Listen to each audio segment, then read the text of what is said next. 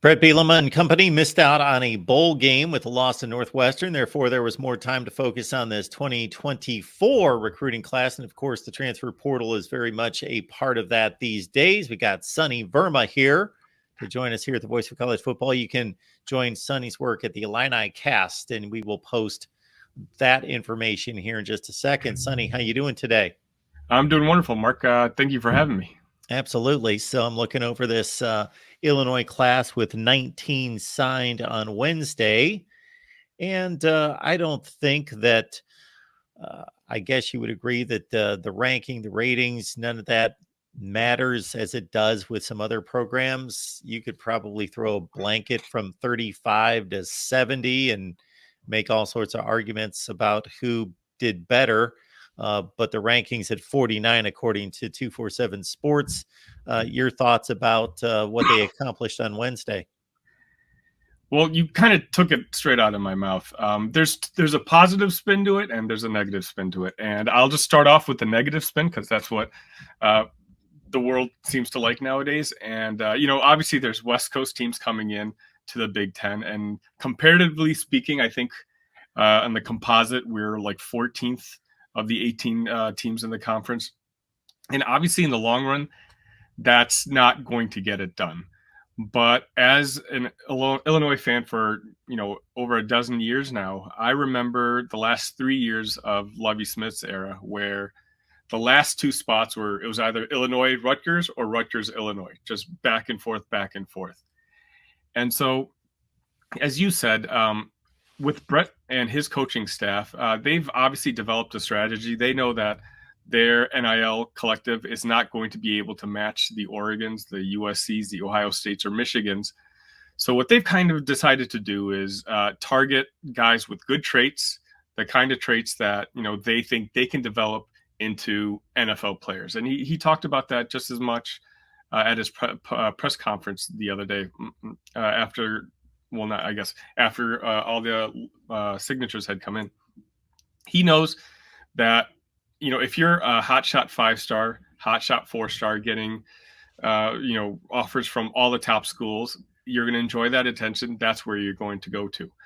But he also knows, he's got a proof in the pudding now. Every single year now, Illinois hadn't had a player drafted into the NFL for 4 straight years, the last 4 years of Lovie's tenure. Obviously, we had the 3 drafted in the top 70 picks last year, the defensive backs. We're going to have at least 3 or 4 more this year. It's a different type of system. When it comes to recruiting, it's not 43 or 49, I guess. Yeah, 49 is a 24/7, 43 is a composite. It's not great, but for someone like us, like Illinois fans, my goal is now there's 18 teams in the Big Ten starting next year. I divide it into 3 tiers. Illinois, I'll say humbly, is in the bottom 3rd tier as of now. As long as we can continue to make our way up a little bit, right now we're battling Purdue, Indiana, Northwestern collectively. Before we were batting strictly Rutgers.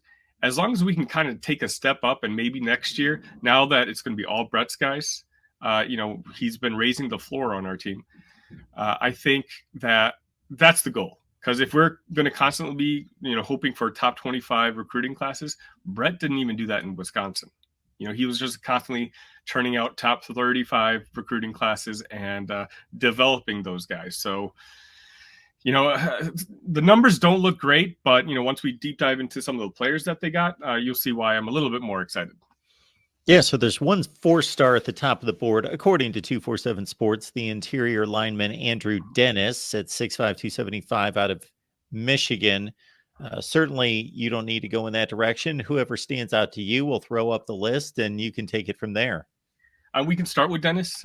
Dennis was a Michigan State commit, and he had also visited Penn State and Clemson.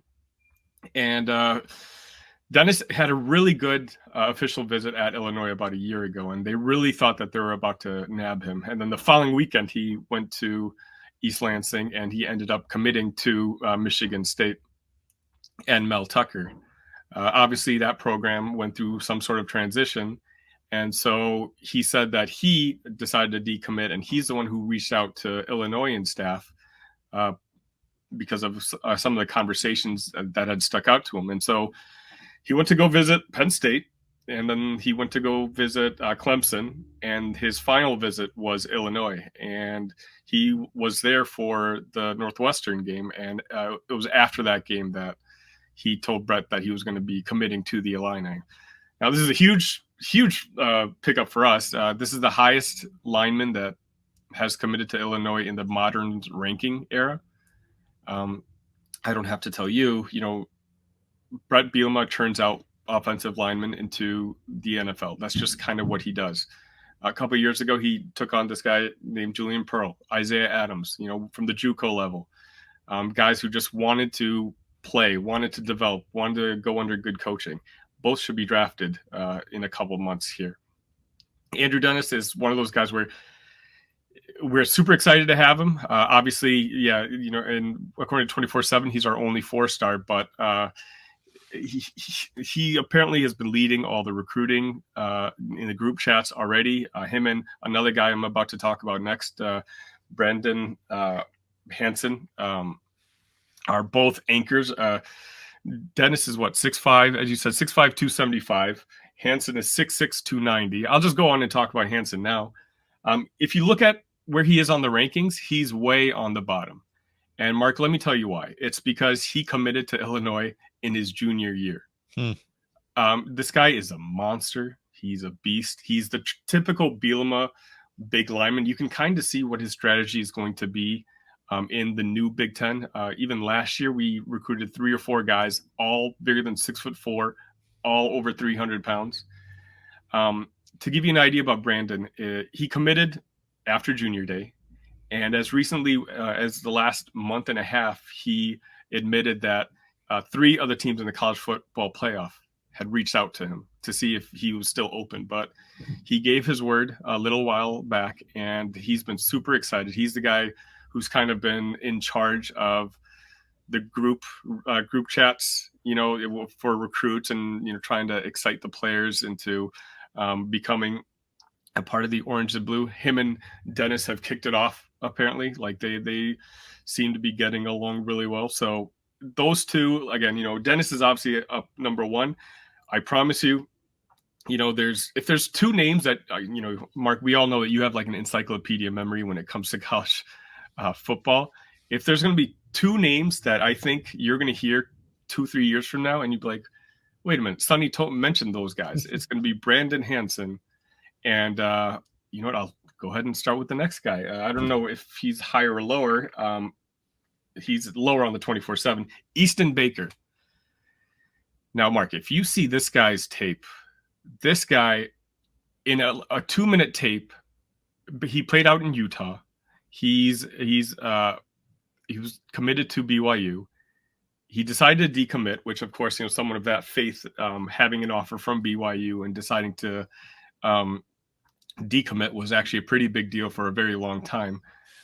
But if you watch 2 minutes of his video, I think he hits so hard that he caused 5 or 6 fumbles on different highlights. He's one of those guys that if he was 6'3" or 6'4", he'd be recruited he wouldn't give Illinois a whiff. But because he's slightly undersized, he's just one of those hard hitters where, like, you just think, again, he's going to show up in those highlight reels later down the year. He's playing that linebacker spot, which, right now we're kind of weak at. So if I had to give you 2 names that I think are unheralded right now, Easton Baker and Brandon Hansen, those are the 2 guys who, I think I'm very excited about, contrary to apparently 24/7. And then, of course, we've got the supplement of the transfer portal, which you have to factor in these days into National Signing Day. And there's going to be a whole lot more activity, of course, over the next month, and then diving into spring practice in the aftermath of where players determine where they stand at their current situations after spring practice. But for right now, we got 4 transfers coming in. What are your thoughts about those additions, and if there is a possible impact player or 2? I'm super excited. 3 of the 4 guys should have immediate impacts next year. JC Davis committed yesterday afternoon. I would say pretty much right after lunch. He was a Missouri West all conference left tackle. He had, I think, 78 or 79 PFF grade.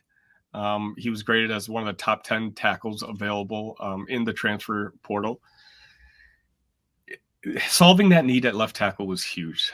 We had offensive line issues at the beginning of the season last year, and you can kind of see it. Like Luke Altmaier was running for his life. And it was only until we started moving guys around into different positions that we were able to settle on the 5 guys, which ended up being about an average to slightly above average offensive line in the Big Ten.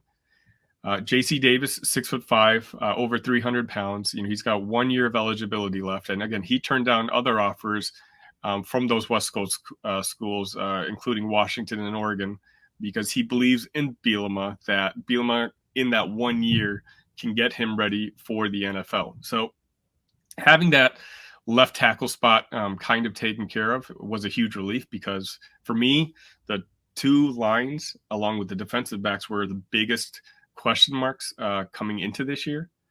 And so now also with Kevin Wigginton, who I think 2 hours or 3 hours later had announced that he was coming to Illinois, which was a surprise for a lot of us. He's a transfer from Michigan State, who also should take over one of the spots in the interior offensive line. And it's going to be a huge deal because, unlike the traditional Brett Bielema team, next year, Illinois is probably going to be more focused on their offensive side of the football. We've got a good defensive line or offensive line now. Our running back room and our wide receiver rooms are probably the 2 best rooms that we have in that locker room. And, coming from the Lovey era, that's just, it's very surprising, because when Brett Bielema took over, Isaiah Williams was the only Power 5 wide receiver that deserved to be on the field. Everyone else, was just okay, just guys who were just there. They were bodies. Now, top to bottom, obviously Isaiah Williams has declared for the NFL, and, we're certainly sad to see him go, but there's hope in the future, because we've got young 4 stars from last year's draft, Malik Elzy, coming in, and our running back room, we signed a 4-star this year. Well, I guess not 24/7, but composite 4-star, Khalil Valentine from Arizona. He is going to be along with Caden Fagan, Josh McCray, Reggie Love has transferred over to Purdue, but it's not a big deal because our running back room is just so deep. And so, the fact that we have what I think can be a decent offensive line now and a loaded running back room makes me a little more hopeful for our schedule next year, which is actually not too bad compared to a lot of the other Big Ten teams. Sonny Verma, the Illini podcast, the Illini cast, I should say, with Sonny Verma. You can catch him on Twitter /X. So how many times do you drop this podcast? I try to do it 2 or 3 times a week. And we can find that on YouTube as well. Absolutely. We're on YouTube at Illini Cast. You can also find me at Illini Cast on Twitter and X, as you said. Excellent. Sonny, appreciate you stopping by, breaking things down for us.